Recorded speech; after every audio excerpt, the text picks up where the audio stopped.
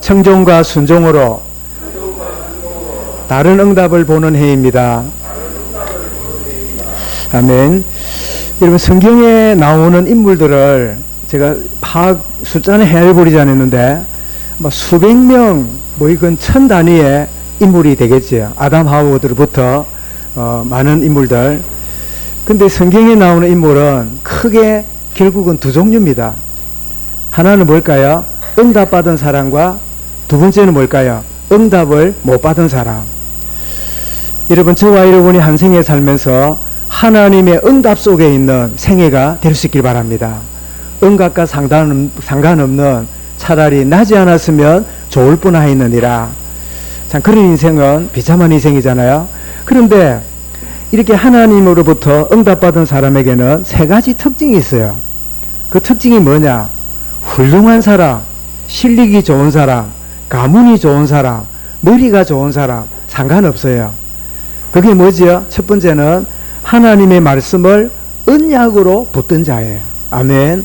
여러분, 하나님 말씀을 언약으로 붙드는 이 예배가 될 수 있길 바랍니다. 데살로니가전서 2장 13절에 우리가 하나님께 끊임없이 감사함은 너희가 우리에게 말씀 받을 때 뭐라고요? 사람의 말로 받지 아니하고 하나님의 말씀으로 받음이니 진실로 그라도다. 이 말씀이 또한 너희 믿는 자 속에 역사하느니라. 여러분이 생각이 작동하는 시간이 아니라 믿음이 작동하는 시간이 되기 바랍니다. 뭘 붙잡을 때요? 말씀을 언약으로 붙잡을 때. 두 번째는 응답받는 자의 특징이 뭐죠? 그 언약을 붙잡았기 때문에 어떤 문제, 어떤 환경이 와도 기도의 영적 비밀을 누리는 자가 응답의 사람이었어요. 당연한 이야기지요. 다니엘 6장 10절에 보니까 포로로 끌려갔던 이 렘넌트 이 다니엘이 나이가 점점 들고 세월이 가면서 그 바벨론 나라에 참 뛰어난 총리가 되잖아요. 그러니까 이게 이제 여러분, 정치인이 되면 뭐가 있지요? 라이벌이 생기잖아요. 이 라이벌에 의해서 음모를 꾸며가지고는 이제는 다니엘을 구렁텅이에 빠지게 만드는 작업이 뭐냐? 바벨론 왕은 살아있는 신인데 바벨론 왕의 이름으로 기도 안 하고 다른 신의 이름으로 기도하면 사자굴에 집어넣는 이런 여러분 왕의 도장을 찍는 일이 벌어졌잖아요. 그런데 다니엘은 6장 10절에 뭐랬습니까? 다니엘이 조서에 왕의 도장이 찍힌 줄 알고도 자기 집으로 돌아가 예루살렘을 향하여 창문을 열어놓고 뭐 하면서요? 전에 하던 대로 무릎을 꿇고 감사하며 기도하였더라. 어떤 환난과 문제 와도 응답의 사람은 뭐 하는 사람이에요? 기도하는 사람이에요. 저와 여러분의 염려를 주께 여러분 맡기시기 바랍니다. 주님께 맡기지 않으면 전부 다 염려 걱정 속에 빠지게 돼요. 그래서 데살로니가서 5장 17절에 뭐라고 말했습니까? 쉬지 말고 뭐 하라? 쉬지 말고, 여러분 말은 하지 말고 쉬지 말고 뭐 합니까? 걱정. 쉬지 말고 뭐 합니까? 생각. 쉬지 말고 뭐 합니까? 돈 생각. 쉬지 말고 뭐 합니까? 아이고 허리야. 늘 그러고 있으니까 그런 응답이 오는 거예요. 쉬지 말고 뭐 해야 돼요? 기도하라. 이 말은 기도 행위를 말하는 게 아니라 하나님을 바라보라. 하나님과의 관계를 점검해보라. 그러면 어떻게 해요? 응답의 사람으로 나아가는 거예요. 더 나아가서 여러분, 응답받은 사람의 세 번째 특징이 뭐죠? 여러분, 성령의 인도로 하나님의 살아계심을 증거하는 증인으로 살아가는 것을 행복으로 여긴 사람들이었어요.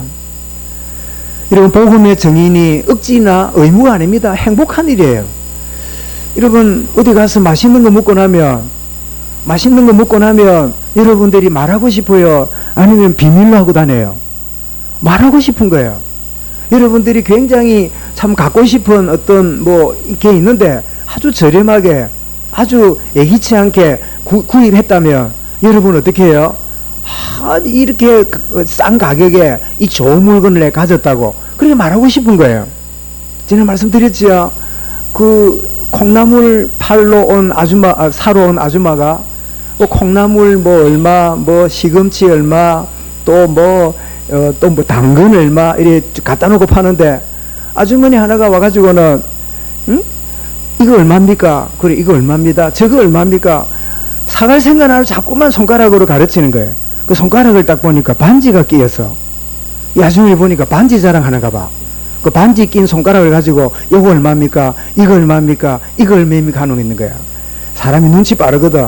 그러니까 가만히 보니까 이제 물건 파는 아줌마가 기분이 상했거든. 요거 봐라, 반지 자랑하는구나. 갑자기 자기가 자랑할 생각나서 엊그제 금이빨을 하나 이었거든. 그래 입술을 들고요, 300원입니다, 500원입니다, 600원입니다. 그랬다 안 합니까? 뭔가 있으면 자랑하고 싶은 거예요. 여러분, 하나님 말씀이 성취가 되고 기도 응답이 임하게 되면 뭐 하게 될까요? 자랑하고 싶은 거예요.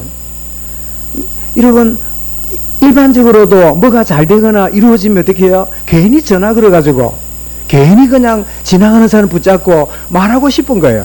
그죠? 여러분, 정말 응답받는 사람의 축복이 임할 수 있기 바랍니다. 그래서 이 행복을 누리라고 오직 성령으로 권능으로 함께 하시는 거예요. 여러분, 군인이 휴가 갈 때는 절대 총 안 줍니다. 군인이 보통 이렇게 보초 쓰잖아요. 우리 진해도 우리 군인 지역이니까 가보면 있는데, 가끔 보면 보초들이 총을 들고 서 있잖아요. 그게 우리끼리 비밀인데 총알 있을까? 총만 들고 있을까? 네? 어떨 것 같아요? 총알이 들어있을까요? 아니면 빈총을 들고 있을까요? 이 후방 지역에는 거의 빈총입니다. 네? 그런데 딱 총알을 주고 수류탄을 주고 무기를 주는 때가 있어요. 언제일까요? 전쟁 때, 전시 때, 아니면 무슨 비상사태 때, 그때는 실탄을 줘요. 왜 성령 충만으로 임하신다고요? 정인되는 행복 누리라고. 여러분, 성령 충만을 누리시길 바랍니다. 베드로서 2장 9절에도 아름다운 덕을 선전하는 자로 우리를 부르셨다. 여러분, 하나님의 응답이 지금까지 생각하고 짐작했던 그 정도 말고 다른 응답이 있는 한 해가 될 수 있기를 주의 이름으로 축원합니다. 어떻게 할 때요? 하나님 말씀을 언약으로 붙잡을 때, 어떤 문제 환경 와도 나는 문제 속에 있는 자가 아니라 나는 그리스도 안에 있는 기도의 사람이다. 그리고 더 나아가서 복음으로 증거하는 행복한 사람이다. 그래서 어떤 분이 책을 하나 지었는데요, 제목이 뭐냐? 나는 행복한 전도자다. 저도 이 복음 비밀 알기 전에는 특별한 은사를 받았는가 보다 이렇게 생각했는데, 복음 알아보니까 알수록 이게 우리 모든 성도들의 고백이다. 나는 누구라고요? 행복한 전도자다. 여러분, 응답받는 이 축복의 그릇을 여러분 준비할 수 있기 바랍니다. 말씀을 언약으로 붙잡게 하소서. 어떤 가운데 있더라도 기도 속에 깨어있게 하옵소서. 복음의 증인으로 행복하게 하여 주옵소서. 이게 뭐지요? 응답받는 그릇을 준비하는 거예요. 여러분, 오늘 본문은 요셉의 가족이 주님의 지시를 따라서 이렇게 움직이기도 하고 저렇게 움직이기도 하는 그런 내용을 보게 되는데, 한마디로 헤롯 왕을 피해 가지고 저 남쪽에 있는 애굽으로 피신을 갔다가 헤롯 왕이 죽은 다음에 다시 이스라엘로 돌아와서 갈릴리로 가는 이런 과정을 아주 간단한 이야기예요. 그런데 이 간단한 이야기 속에 요셉의 가족의 순종이 그냥 피신 가고 그냥 여기 가고 저기 가고 했는데, 여러분 눈치챈 분 있을 거예요. 이 모든 것들은 뭐라고요? 말씀을 이루려 함이라. 아니, 피신 가는데요, 도망을 가는데요, 말씀을 이루려 함이라. 돌아올 때도 이스라엘로 돌아가라 이럴 때 베들레헴에, 여러분 요셉의 고향이 베들레헴이잖아요.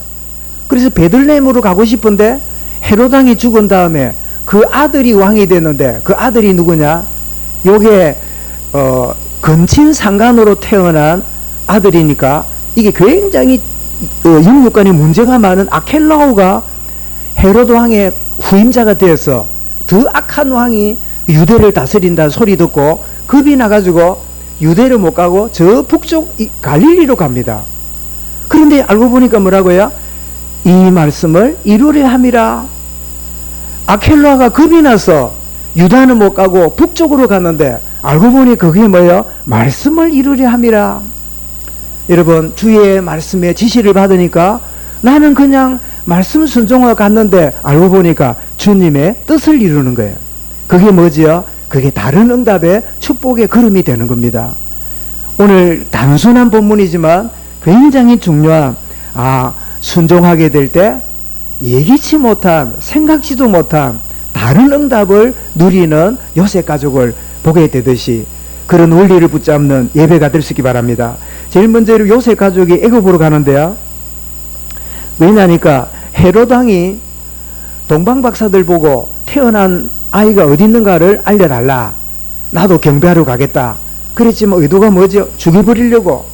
자기 아들이 왕이 돼야 되는데 누가 다른 왕이 일어난다는 말은 자기가 생각할 때 뭐예요? 이거는 모반이라, 반역이라, 역적이라, 나라를 뒤집는 꼴이라.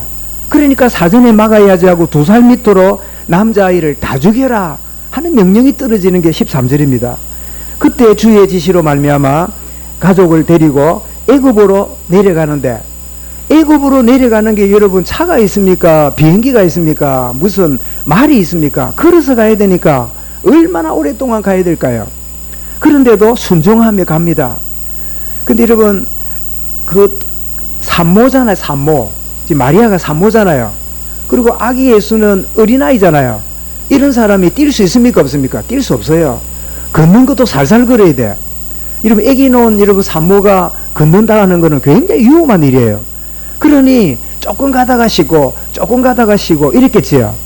그러면 동방박사가 보고 안 하고 본국으로 돌아갔다 소리 들은 헤롯이 재빨리 전국에 흩어져 있는 군인들에게 명령을 내렸는데 2살 밑으로 남자아이는 다 죽여라. 이랬으니 유대를 벗어나기 전에 이미 헤롯의 명령이 떨어졌을 거예요. 그래서 여러분 탈무드에 이런 일화가 기록되어 있습니다. 자, 예수님의 가족이 지금 피신을 가고 있는데 이미 전국의 군인들에게 2살 밑으로 남자아이는 다 죽이라는 지명수배가 내렸어요. 그리고 드디어 유대를 벗어나기 전에 헤롯 군사가 이제 그 지나간 마을을 고톱친 거예요. 그래서 묻습니다. 여기 애기 데린 부부가 이렇게 지나간 경우가 없는 다니니까 그 마을 사람이 말하는 겁니다. 예, 조금 전에 지나갔습니다. 조금 전에 지나갔다고. 언제 지나갔냐 이렇게 물어보니까 우리가 여기에 곡식을 심어서 푸르게 되었을 때, 아주 이제 이런 곡식을 심으면 벼가 자라면 초록색이 되잖아요. 그렇게 되었을 때 지나갔습니다. 그래 하고는 덜에 뜯가 보니까 덜이 색깔이 노란색이라. 그러면 초록색 때 지났단 말은 다른 가족으로 이해했겠지요. 왜냐하니까 지금 벼를 베야 되는 노란색인데. 그래서 탈무드가 의미하는 게 뭐냐, 금방 지나간 요셉 가족을 보호하려고 그 초록색인 밭을 노란색으로, 황금 들녘으로 하나님 바꾸셨다. 그게 탈무드에 나오는 이야기예요. 만약에 똑바로 따라갔으면 요셉의 가족을 잡을 수 있었는데 하나님이 모든 자행한 걸 바꿔가지고 잡히지 않도록 그래 하셨다는 거예요. 우리가 뭐 다 받아들이기 어렵지만 충분히 이해할 수 있지요. 그런데 내려가서 애굽 생활을 하는데, 여러분 한번 물어보겠습니다. 애굽 생활을 하는 게 신났을까요? 어려웠을까요? 어렵습니다. 이스라엘 히브리 말을 가지고 애굽어를 써야 되니까 말이 안 통하면 그게 어려운 일이에요. 그죠? 저도 뭐 우리 아이들 데리고 미국에 가서 한 8년을 지냈는데, 이러면 처음에 가서 이렇게 있는 사람들이 전부 다 앞집도 미국 사람, 뒷집도 미국 사람, 학교 가도 미국 사람, 온 슈퍼마켓 가도 미국 사람 이래 있으니까 우리 한국에서 배운 이 그랜마, 이 문법 영어 가지고는요 미국 생활하기 쉽지 않아요. 그래 또 이제 한국 있는 아이들 있는데 보내면 영어 못하고 한국말만 배운다고 우리 교회 중직자들이 또 우리 애들을 미국인 학교에 보냈어요. 그래 학교 갔다 오면 둘 다 울고 와요. 왜 울까요? 말이 안 통하니까. 선생님이 뭐 수업을 하는데 뭐 칠판에 적으니 알아듣나, 말을 하니 더 못 알아듣지. 뭐 적는 거는 사전 찾아보면 되는데 그 선생님이 말하는 거는 어렵잖아요. 또 미국 영어는 T자 발음, 된 발음은 또 안 해요. 그 우리가 기분이 밀커 이러면요 못 알아들어요. 우리는 우유를 밀커 이러잖아. 미국 사람은 밀커 안 하고 미르가 뭐야? 무슨 무슨 건강음료 미르가 있잖아요. 뭐 그런 거 말하는가? 얼마나 웃긴지 몰라요. 플리즈 커피 이러면, 커피 이러면요, 코카콜라 가져와요. 우리 발음하고 이 사람 듣는 거하고 잘 안 맞아. 그래, 커피 하나 시키는 것도 어려워요. 나는 막 커피라고 말했는데 얘는 콜라 한 잔 들고 와. 이 말이 안 통하니 힘들 거 아니에요. 그리고 낯선 데 간 데다가 산모를 데려가서는 얼마나 어려웠을까요? 근데 요셉은 순종하며 그 애굽 생활 속에 거주하기 시작합니다. 그런데 웬일입니까? 그때에, 그 해에 헤롯이 갑자기 죽습니다. 그래서 갑자기 죽는데 이거는 틀림없는 하나님의 심판이에요. 왜냐하니까 사도행전 12장 20절 23절에 보면 이 헤롯의 손자가 역시 왕으로 분봉하게 되어 있었는데, 이 12장에 보니까 두로 사람들이 헤롯에게 밑비가지고 왕을 모셔가지고는 그 왕을 아주 기분 좋게 만드는, 그래서 하려고 왕이 연설을 하니까 거기 있는 지역 사람들이 뭐라고 말합니까?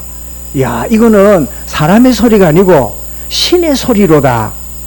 이러면서 막 그 헤롯을 띄우니까 헤롯이 어떻게 해요? 모든 영광을 하나님께 돌리지 않고 자기가 취하니라. 그래서 성경이 뭐라고요? 벌레 먹어, 충이 먹어 헤롯이 죽으니라. 교만을, 여러분, 하나님은 우리에게 모든 걸 다 주시지만 하나님의 영광을 가로채는 것을 하나님은 허용치 않아요. 그 손자 헤롯 왕이 벌레 먹어 죽는 거 보니까 이 2살 아래 나마를 죽이라고 했던 이 헤롯 대왕이 갑자기 그 해에 죽은 것은 하나님의 심판임을 우리가 알게 됩니다. 여러분, 애굽으로 내려갔는데 이 사실을 오늘 15절에 뭐라고 말합니까? 마태는 이렇게 말합니다. 애굽에서 내 아들을 불렀다 하심을 이루려 하심이라. 아니, 조금 전 말씀드린 대로 도망을 가고 피신을 가고 약자가 되어서 자기 처신도 안 될 만큼 비참한 도망가고 그렇게 도주 생활을 하고 있는데 이게 뭐라고요? 말씀을 이루려 하심이라.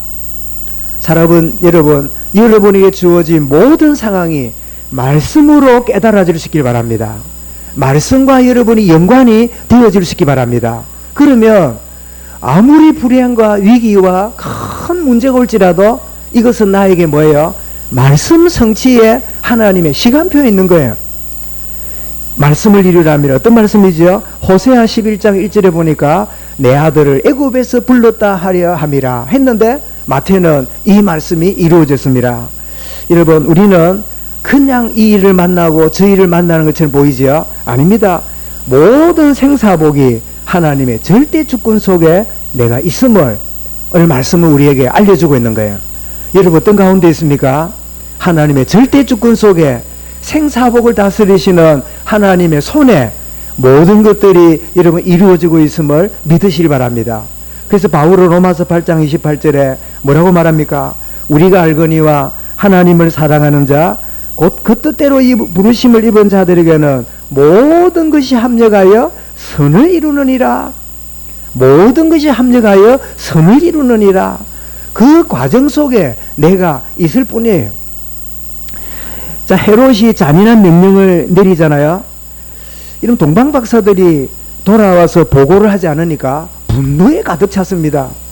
그리고는 2살 아래 명령을 내려가지고 다 죽이는데, 여러분, 이 말씀을 읽을 때 출애굽 시대에 남자가 나거든 다 죽여버리라고 하는 그 말씀이 기억났으면 여러분은 제법 말씀에 깨어있는 사람이에요. 아, 출애굽 시대에 남자 아이들을 애굽 왕이 명령해 다 죽여버리랬잖아요. 왜냐하니까 히브리 민족은 너무 강해가지고 너무 건강하게 자라니까 이게 너무 크면 애굽을 무너뜨릴 것 같거든. 그래서 이 죽이는 방법을 교묘하게 꾸밉니다. 누구를 불렀어요? 산파를 불러. 산파. 여러분, 산파 알아요? 산파? 응? 요즘 우리 젊은 세대는 산파 하나요? 말하자면 산부인과 의사들을 불렀어. 불러가지고는 어떻게 합니까? 아기가 태어날 때 여자거든 살려주고 남자아이 같으면 요 손구멍에 여기다가 딱 손가락을 1분 동안 눌러보라. 그러면 아이고 태어나다가 죽었네요. 아르바이를 꾸며가지고 남자아이는 그냥 조용하게 죽여버려라. 그렇게 할 때 여러분, 그 산파가 그 명령을 받고 아마 명령대로 하면 생기는 수입도 많았겠지요. 적당하게 건수별로 챙겨주겠다 이랬겠지요. 그런데 여러분 산파가 누구를 두려워했어요? 1번 애굽 왕의 명령을 두려워했다. 2번 하나님을 두려워했다. 누굴 두려워했댔어요? 예, 2번. 응? 모르겠거든. 따라서라도 해야 돼. 2번. 그죠? 하나님을 두려워한 것 때문에요. 그 산파들이 남자아이가 태어나도 죽이지 않고 다 지냈어요. 그랬을 때 뭐라고요? 하나님이 그들에게 복을 주시니라. 여러분 세상 살아가면서 이런 질서도 지키고 저런 여러분 전통도 지켜야 되지만 하나님과 정면으로 아니라면 아니라고 말해야 돼요. 이 대한민국의 미래가 법을 지키고 질서를 지켜 나가야 되지만 여러분 사람이 태어나면 출생신고를 하잖아요. 출생신고하면 여러분 출생신고한 기억나지요? 태어나면 거기에 이름, 생년월일, 남자, 여자 거기 표시합니까 안 합니까? 예? 태어난 아기가 남자인지 여자인지 표시합니까 안 합니까? 보자, 우리 교회에서 누가 제일 최근에 했겠노? 응? 우리 지금 현재 우리 제일 막내가 예준가? 출생신고 기억납니까? 남자 여자란에다가 표시를 하잖아요. 그지? 거기다가 혹시나 남자라고 예주를 표시해 놓으면 큰일 납니다. 나중에 군대 가야 돼. 남자 표시를 했기 때문에. 그런데 여러분 지금 동성애 차별금지법 그 이야기를 선생님이 하면 감봉을 당하고 목사가 동성애가 잘못됐다 말하면 고발하면 여러분 유치장에 가는 그런 법을 만들고 있는 이 일에요. 한국교회가 그냥 있어서는 안 돼요. 모든 질서를 지키고 유지해야 되지만 하나님을 정면으로 도전하는, 그래서 어떤 일이 벌어지냐, 앞으로 출생신고하면 남녀 구분이 없어요. 없고 이 아이가 자라가지고 자기 스스로 나는 남자를 유지하겠다 이러면 남자 표시하고, 나는 여자 되고 싶다 이러면 수술한 그 증명서를 가지고 여자로 등록하고, 남자로 네가 살래 여자로 바꾸어 살래 하고 내가 살아보니까 여자는 싫어, 나는 남자로 수술한 다음에 내가 남자로 살 거야 이러면 자기가 남자로 표시하면 얼마든지 성도, 얼마든지 남자와 여자의 결정도 자기한테 있다는 거야. 세상에 여러분 하나님을 거역하는, 창조주 하나님을 이런 여러분 불효한 일이 어디 있습니까? 이게 여러분 프랑스에 결정되어 있고 수많은 유럽이 지금 점점 이렇게 하는 게 민주주의고, 이게 여러분 인권이라는 거야. 여러분 인권이 하나님을 대적한다면 그것은 인권이 아니라 마귀 권세예요. 이 일에 여러분 한국교회가, 특별히 대형교회가 목사들이 벙어리가 되어 있어요. 이 말하면 이 말을 싫어하는 국회의원이 앉아있거든. 이 말을 싫어하는 시민단체가 앉아있거든. 그럼 이 사람들이 교회 문제 일으키고 교회 떠날까봐 그게 두려워가지고 벙어리가 돼서 벙어리가. 여러분 이 한국의 미래를 두고 진지하게 기도해야 돼요. 그렇지 않으면 여러분 절대 그럴 일은 없지만은, 이런 베트남이 미국이 공산화 되지 않도록 얼마나 이런 베트남에다가 지원을 하고, 그리고 혈맹이라는 우리 대한민국에 있는 군인들이 백마부대, 청마부대, 그 다음에 무슨 부대 있습니까? 백골부대입니까? 그래서 많은 우리 젊은이들이 우리 부모님과 우리 형님 세대에 월남전쟁이 많이 갔어요. 가서 얼마나 많이 죽은지 몰라. 저희 큰형님도 소대장으로 있다가 이 월남에 가서 작전 나갔다가 말씀드렸죠. 총알이 돌기야 이랬는데, 그런데 총알이 오른쪽 뺨으로 들어가서요 왼쪽 뺨으로 빠져나갔어. 참 은혜지요. 혀가 안 끊어졌어요. 어금니는 다 나가서 이빨이 없어. 근데 혀가 어떻게 살아남았는데 주의 은혜라. 혀 잘리면 벙어리 되잖아요. 그래가지고 여차한 다음에 제대하고 있습니다만, 얼마나 거기에 이런 미국이 물량을 쏟아붓고 한국까지 가서 생명 바쳐가면서, 물론 그게 우리나라 경제 개발에 큰 도움을 주는 그런 역할도 했습니다만은, 아마 우리 짬형진이나 주변 본인이나 주변 친구나 주변 분들이 월남 갔다 온 이야기를 많이 들으셨을 거예요. 그런데 월남이 결국은요 공산화한테 넘어져서, 월남이라 그러지만 사실은 월맹이 공산나라가 민주주의를 무너뜨리고 미국도 철수하고 말았어요. 결국은 베트남이 공산주의로 넘어가 버렸어요. 그때 일어난 거 아시죠? 낮에는 미군을 돕고 밤에는 자기들끼리 월맹이나 월남이나 같은 동족이라고 밥 먹이고 짝짝꿍하고 이러니까요. 누가 적인지를 몰라. 그러니까 잔인한 결과도 많았어요. 낮에는 우리 편 되다가 밤 되니까 저쪽 편 되니까 미군이나 한국 군대에서도요. 그 마을을 다 불태워버려요. 그리고 애매하게 죽는 사람은 생기니까 미군이 잔인하다. 한국군도 몹쓸 짓을 했다. 그런 후유증도 많았는데 더 큰 문제는 뭐냐? 월남 자체가 공산주의와 여기에 대한 철저한 생각이나 깨달음이 없는 거예요. 그러니까 이 나라가 어디로 넘어갔어요? 공산주의로 넘어가가지고 그냥 월남이 베트콩화되는 공산화되고 만 거예요. 물론 지금 사회주의가 돼서 경제는 민주주의하고 정치는 공산주의하고 막 그러고 있습니다만은 기가 찰 일이에요. 이런 대한민국이 이런 그런 루트를 지금 밟고 있다는 점에서는요, 심각하게 기도하셔야 돼요. 아이고, 뭐, 나라가 어찌되든지 나는 뭐 잘 먹고 잘 살면 되고, 내가 원하면 되지. 그럴 일이 아니에요.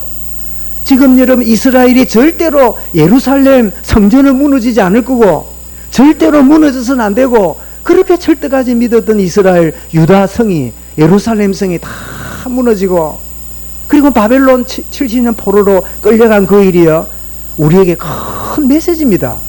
절대로 없을 리가 아니라 하나님 계획이 있다면 어떤 일을 만날 수도 있는 거예요. 여러분 정말 깨어서 주님 바라보시길 바랍니다.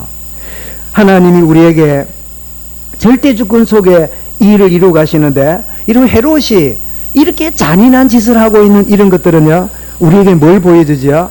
세상 임금이 오늘 후대를 무너지도록, 후대들이 정신이 없도록, 우리 장님도 기도하셨지만 기성세대도 기성세대지만요, 우리 젊은 세대들이 얼마나 잘못된 주사파 교사들에게 쏘갔는지. 6.25가 북침했답니까? 남침했답니까? 북쪽에서 내려왔답니까? 남쪽에서 쳐들어 올라갔답니까? 남쪽에서 쳐들어 올라갔대. 그렇게 여러분 비워가지고 잘못된 세상을 비우는, 그래서 여러분 자녀들의 판단력이 없도록.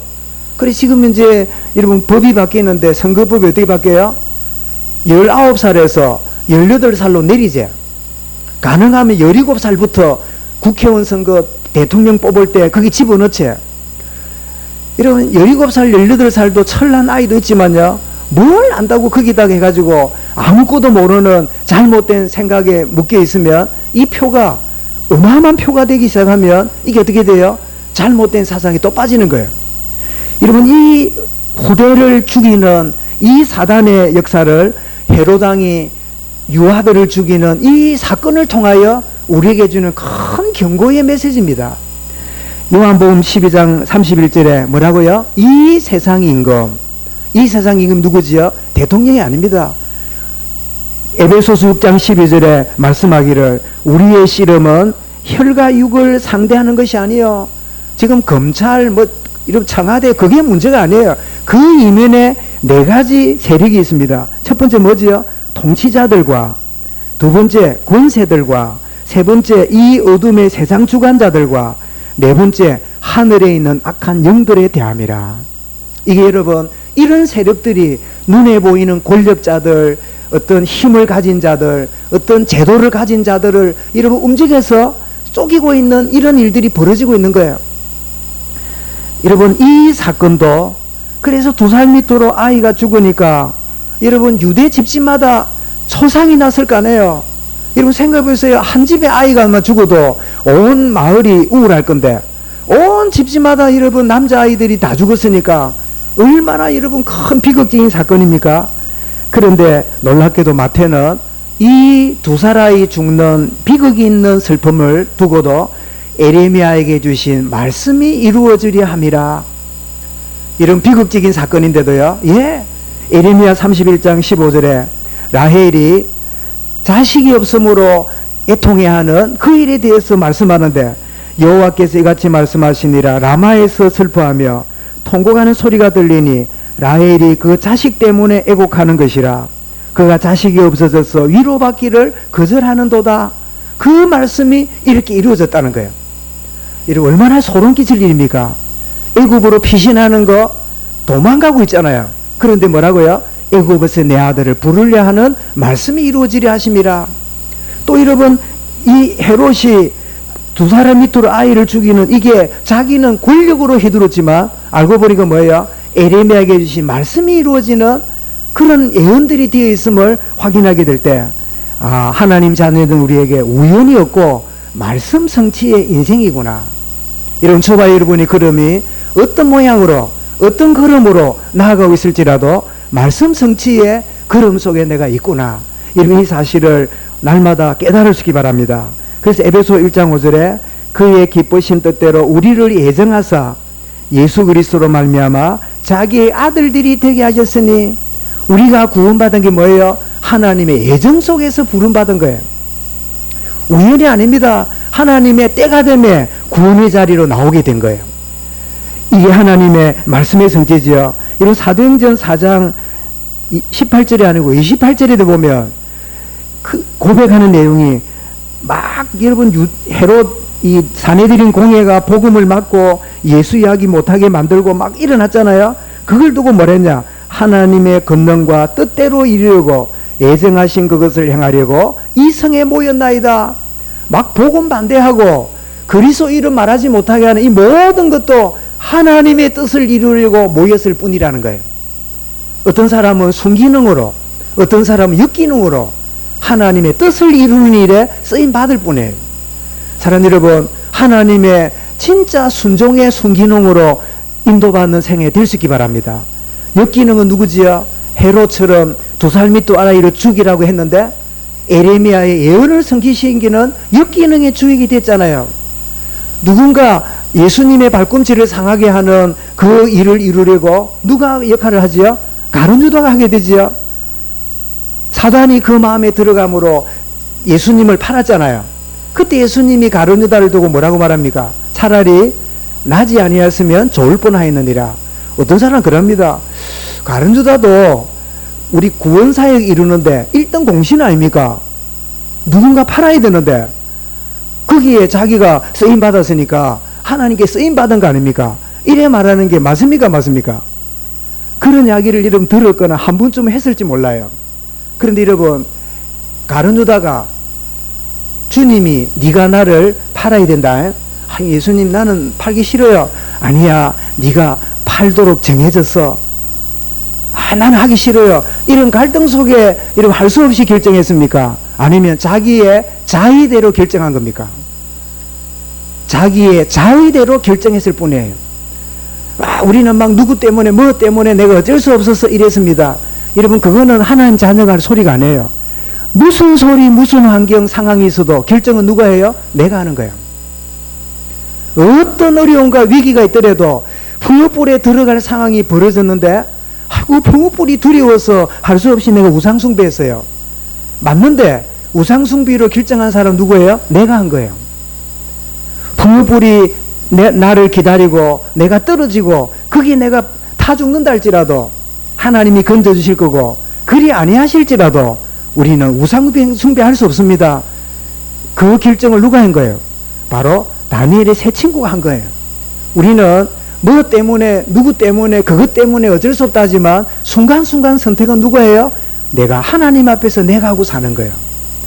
그래야 변화가 일어나요. 그래야 여러분 독립적인 신앙의 사람이 돼요. 분위기 때문에 막 신앙이 좀 생겼다가 분위기가 없으니까 무너졌다가 그걸 보고 뭐라 그래요? 무리라 그래요. 무리. 여러분은 제자입니다. 주님의 제자는 자기의 걸음을 좌우와 상관없이 뚜벅뚜벅 걸어가는 거예요. 물어봅시다. 제자입니까? 무리입니까? 옆에 보고 물어보시라고. 제자입니까? 무리입니까? 대답할수록 답을 해야 되거든요. 나는 제자입니다. 아무도 제자입니다 답을 안 하네. 나는 제자입니다. 예. 주님이 우리를 어떻게 해요? 무리로 부르지 않고 제자로 부르셨어요. 여러분, 갈릴리로 이제 요셉이 돌아옵니다. 여러분, 헤롯이 죽은 후에 19절에 보니까 이스라엘로 돌아가라 했습니다. 여러분, 한국 그러면 어디서부터 어디까지입니까? 우리 대한민국 헌법에 보면요, 대한민국 한반도 하면 저 북한 신의주까지 다 합쳐가지고 우리 한반도 나라라고 말하지만, 그는 현실적으로는 뭐예요? 철원으로부터 어디입니까? 땅끝마을 해남까지 요 남쪽 이 대한민국이지요. 위에는 북조선이고 이 밑에는 뭐 자기들 북한사는 남조선이라고 이래 말하잖아요. 그러면 한국으로 돌아가라 이러면 한국으로 어디로 가야 됩니까? 그래서 이스라엘로 돌아가라고 하는데 돌아가려고 하니까 아까 말한 대로 후임자 아켈라오가 너무너무 잔인해요. 이 건진상간을 여러분 했기 때문에 여러분 건진상간을 하게 되면 열등인자가 그 사람을 불구자나 이상한 기형이나 성격도 이상한 그런 나는 걸 알잖아요. 그래서 우리 민법에도 몇 촌 이내는 결혼 못하게 하죠. 8촌 이내는 결혼 못하게 하는 이유가 일부러 그런 게 아니라 유전인자가 가까울수록 나쁜 게 태어나요. 그래서 여러분 가능하면 동성동본 아니고 다른 성을 택하는 이유가 거기에 있는 거지요. 왜? 유전학을 알았기 때문에 지내는데, 그래서 여러분 옛날에 왕족들은 자기들끼리 이 권력을 이렇게 흩뜨리지 않기 위해서 어떻게 결혼합니까? 자기들끼리 결혼하니까 왕이나 왕족 중에는요 굉장히 불구자나 아주 말 못하는 그런 병자들이 많았어요. 그게 뭐냐, 유전학을 몰라다 보니까 권력만 유지하려다가 예를 들면 사촌끼리 결혼하고 뭐 그냥 뭐 배달은 이지만 같은 씨로 난 그 형제끼리 결혼하고 이러다가 나중에는 뭐 어마어마한 일이 벌어졌기 때문에 언제부턴가 유전학을 알고 가능하면 이 8촌 이내는 절대 안 하는 그런 이제 상황이 되는데요. 어쨌든 그렇게 태어난 아켈라오는 너무너무 잔인했어요. 그래서 그의 동생이 이 안티파스라고 하는 동생이 저 북쪽 갈릴리를 다스리는데 이 안티파스는 성격이 좀 유했다 그래요. 그의 형제 아켈라오보다는 성격이 유해서, 그리고 이 안티파스는 갈릴리 북쪽 갈릴리를 통치를 해도 힘이 없는 왕이었어요. 그러니까 헤롯 대왕이 죽으면서 나라를 아들에게 4명에 나눠가지고 통치하게 했는데 유대는 누가요? 이 아켈라오가 다스리고 저 북쪽 갈릴리는 안티파스가 다스렸는데 안티파스는 성격도 유하지만 별로 힘이 없었어요. 왜냐하면 저 로마 군대 본부가 어디서 자리를 잡았는가 하니까 그게 바로 갈릴리 지역이었어요. 갈릴리 지역에다가 로마 군단이 자리를 잡고 있다 보니까 그 왕이 별로 힘도 못 쓰는 그런 지역이 되었고, 그 지역이 로마 군대가 지배를 하다 보니까 유대나 다른 곳에서는요 별로 타치도 안 하고 별로 이렇게 좋게 안 여기는, 그래서 여러분 이해하고 들으시지만은 미군 부대가 있는 여러분 우리나라 지역이 있잖아요. 그 우리 부산에도 보면 그 서면 성지 쪽 보면 그 발음도 내가 잊어버렸네. 좀 철수했습니다만은 거기 미군 부대가 있고 또 뭐 용산 또 혹은 뭐 동두천 이런 데 보면 미군 부대가 있잖아요. 이런 미군 부대가 있는 지역이 아이들 교육이나 그 어떤 이 정서적인 이런 게 여러분 모범적입니까? 아니면 모범적이지 못합니까? 대부분. 그러니까 불편한 진실이 나면은 미군 부대가 있는 지역에는요 창녀촌이 많았고 이상한 문화가 많았던 그 지역이 미군 부대 그 지역이에요. 처음 듣는 사람은 뭐 안 적어도 되지만 하여튼 그랬었어요. 왜냐하니까 이 군인 문화가 특히 미국에는 성문화가 굉장히 문란하니까 이게 굉장히 그게 영향이 가서 옛날에 막 한국 여자하고 미군하고 하면 양공주라 하고 막 이런 시대가 있었잖아요. 그러면 예를 들면 네 고향이 어디고 이러면 예를 들면 이해하고 들으십시오. 동두천입니다. 이러면 동두천 미군들 많은 마을인데 이러면 한 번 더 쳐다봐요. 네 고향이 어디고? 용산입니다. 이러면 용산에 있었다고? 예를 들면 여러분 진실은 아니지만 문화가 그렇단 말이에요. 갈릴리 이러면요 로마 군대가 주둔하고 있기 때문에 갈릴리 지역에서 왔다 그러면 사람들이 무시했어요. 그래서 갈릴리 그 속에 나사렛이 있으니까 그때 요한복음 1장에서 빌립이 뭐라고 말합니까? 나사렛에서 무슨 선한 것이 나겠느냐. 그 말이 그 배경이 있는 거야. 아이고 미군들 많은 마을에 그래 네가 낫다고 그러면 네가 좀 뭐 그렇겠네 뭐 이런 식의 문화가 갈릴리 나사렛 지역에 있는 그 지역 사람들에 대해서 유대인들이 볼 때 사마리아 같이 무시는 안 당해도 갈릴리 사람들은 약간 처진 걸로 그렇게 보는데 그 마을에 지금 요셉의 가족이 갔단 말이에요. 그런데 여러분, 이 유대로 오지 못하고 아켈라를 피해가지고 좀 덜 어려운 갈릴리로 간 걸 보고 예수님이 나중에 마태복음 10장 23절에서 이렇게 교훈을 주기를 뭐라고 말씀하는가 하면, 이 동네에서 너희를 박해하거든 저 동네로 피하라.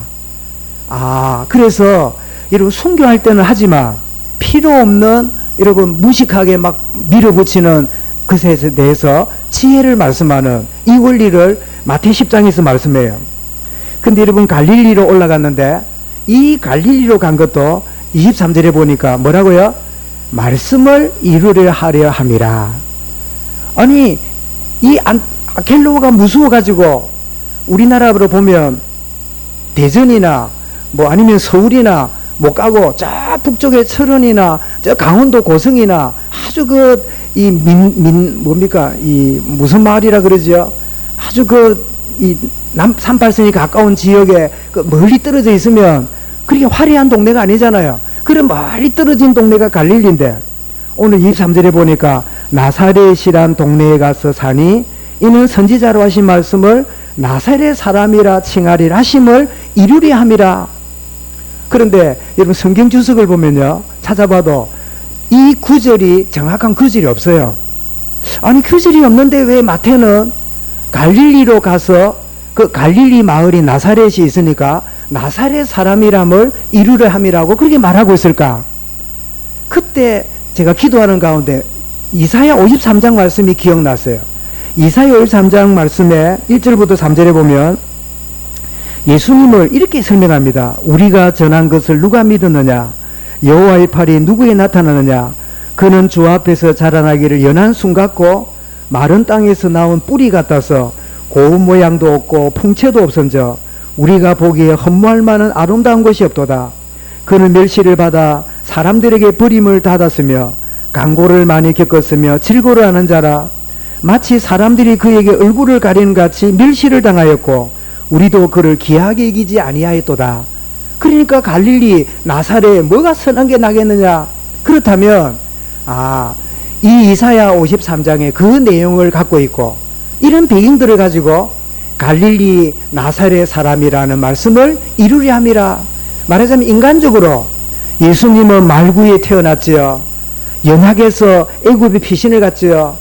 그것도 당당한 수도 유대로 못 오고 저 한간 외곽지역 갈릴리로 갔지요. 얼마나 이게 여러분, 이 말하자면 갑이 아니라 을 인생으로 삽니까? 그런데 이게 모든 게 뭐라고요? 말씀을 이루려 하심이라. 여러분, 여러분의 지난 생애가 어떻게 여러분들은 여러분의 과거의 커튼을 열면 뭐가 보입니까? 여러분의 지난 생애를 커튼을 열고 미래를, 과거를 쳐다보면 뭐가 보입니까? 여러분, 복음 안에서 하나님이 나를 말씀 성취로 인도하셨구나. 그게 여러분 정리될 수 있기 바랍니다. 때로는 말씀을 붙잡고 나아가다가 실패했기 때문에 경험한 거, 복음 모르고 경험한 그런 아픔들, 다시 말하면 복음과 말씀으로 여러분 정리가 된다면 이제는 여러분 미래를 향한 커튼을 활짝 열면 뭐가 보일까요? 말씀의 언약의 흐름이 보이겠지요. 이게 저와 여러분의 이해를 시작하는 이 초두의 귀한 축복의 기름 결단과 깨달음의 시간이 될 수 있기 바랍니다. 여러분, 순종하는 자에게 뭐라고요? 하나님은 다른 응답의 커튼을 여시는 거예요. 하나님이 그렇게 하기를 원하시는 거죠. 그래서 이사야 55장 11절에 보면 내 입에서 나가는 말도 이와 같이 헛되이 내게로 돌아오지 아니하고 나의 기뻐하는 뜻을 이루며 내가 보낸 일을 형통함이니라. 내 말이 한마디도 땅에 떨어지지 않고 그대로 이루어지리라. 이 말씀의 성취를 안다면 여러분, 청종이 순종이 되고 순종은 말씀의 성취와 응답을 누리도록 내 인생을 인도하시는구나. 이 사실을 우리가 언약으로 붙잡는 시간이 될 수 있기 바랍니다. 여러분, 사실은 헤롯이 죽은 그 해에 죽었다 할 때 이사야 40장 8절을 압니다. 풀은 마르고 꽃은 시드나. 거기 말하는 풀과 꽃이 뭐지요? 권력자, 통치자, 뭐 나름대로 영웅들을 말해요. 그런데 뭐는 영원하리라? 여호와의 말씀은 영원한 거예요. 여러분, 결론입니다. 하나님은 우리가 순종할 때 그때 다른 응답을 우리에게 보여주십니다. 이런 불순종하는 자에게는 자기 인생 계산대로 살도록 내버려 두지만, 이런 순종하는 자에게 내가 짐작지 못하는 다른 응답을 준비하고 계시는 거예요. 어떻게 말입니다? 말입니까? 먼저 청종하는 영적 깨달음이 우리에게 필요합니다. 주님, 말씀을 그냥 듣고 있지 말고 깨달음이 되게 하여 주옵소서.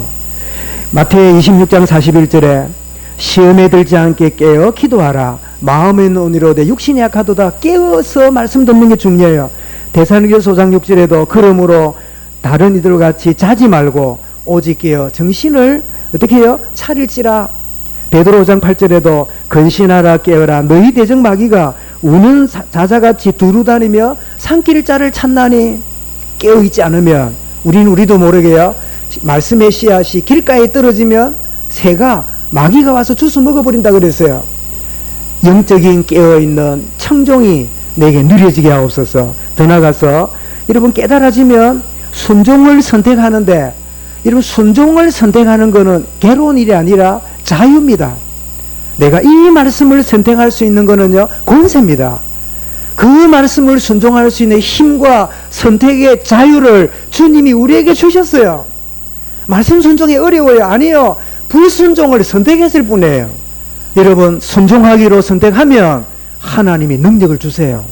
아이고, 어쩔 수 없어요. 아니, 어쩔 수 없다고 결정했기 때문에 그런 거예요. 아니야. 어떤 어려움과 어려움이 있더라도 나는 말씀을 순종하기로 선택합니다. 이럴 때 여러분, 하나님 은혜 주신 거예요. 에스더 4장 16절 자주 언급하죠.